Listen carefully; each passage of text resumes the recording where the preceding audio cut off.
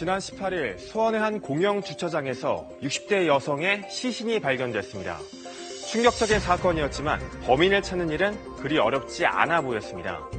한 40대 남성이 자신이 피해자를 죽였다며 지인에게 문자 메시지를 보내 범행을 자백한 건데요. 경찰은 즉시 문자를 보낸 남성을 유력한 용의자로 보고 추적에 나섭니다.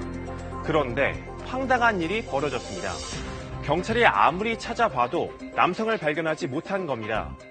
마치 증발된 것처럼 남성은 2년간의 행적이 사라져 있었는데요.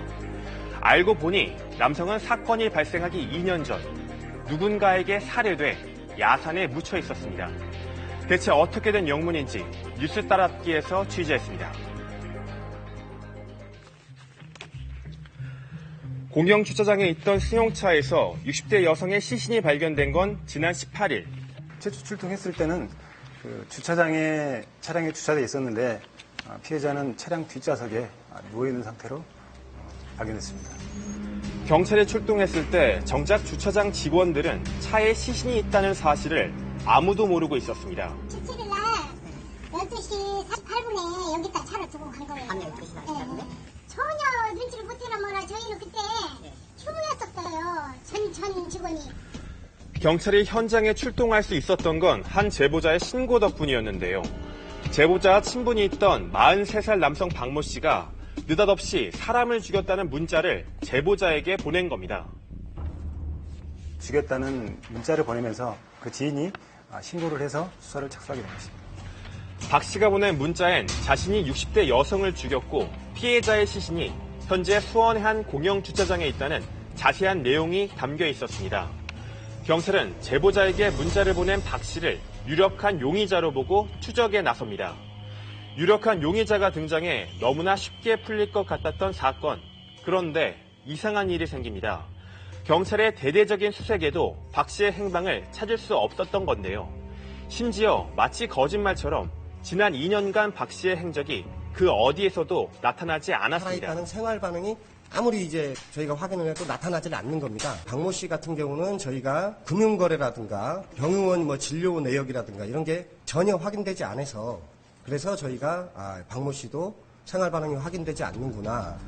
그렇다면 박 씨의 전화번호로 문자가 오긴 했지만 문자를 보낸 사람이 정말 박 씨가 맞기는 한 걸까?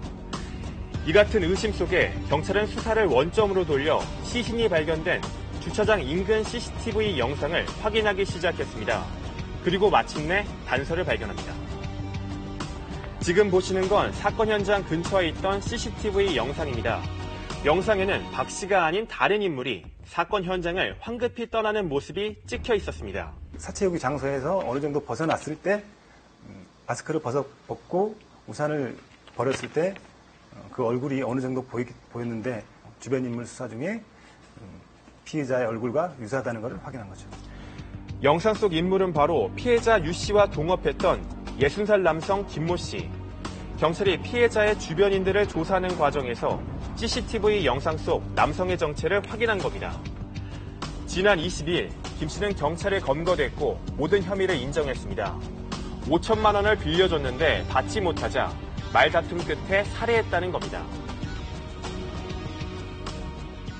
금전관계로 말다툼 중에 화가 나서 우발적으로 살해했다고 진술하고 있습니다. 하지만 피의자가 잡혔는데도 불구하고 풀리지 않는 의문이 남아 있습니다. 박 씨의 휴대전화로 보낸 자백 문자 메시지는 대체 어떻게 된 걸까? 여기서 뜻밖의 사실이 밝혀집니다. 기지국 통화 내역상 같은 위치에서 그 핸드폰이 있었던 걸로 확인됐고요. 그 요금을 피의자가 충전한 사실이 금융거래 내역을 통해서 확인됐습니다.